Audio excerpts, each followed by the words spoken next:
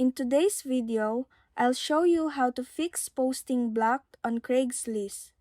First, open your browser and go to the official site craigslist.org and make sure to log in with your account. Before fixing the issue, it helps to understand the common reasons why posting gets blocked.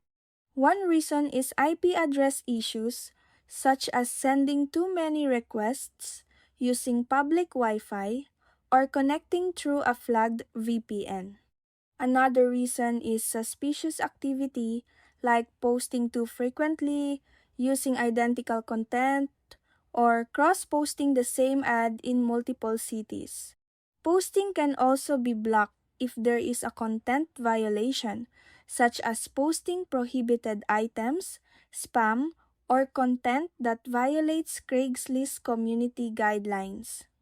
Now, let's go through the steps to resolve the posting block. First, try changing your IP address. You can unplug your internet router for about 5 minutes and reconnect it or switch from Wi-Fi to your mobile phone's cellular data. Next, clear your browser cache and cookies, or try accessing the site using an incognito or private window. If you recently posted similar ads, adjust your content by modifying the title, text, and images so that the post is clearly different. If your account is already ghosted or banned, you may need to create a new account, but make sure you are using a new and clean IP address.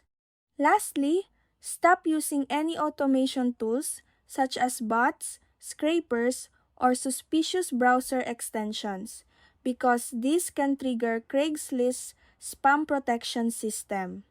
And that's it. That's how you fix posting block on Craigslist.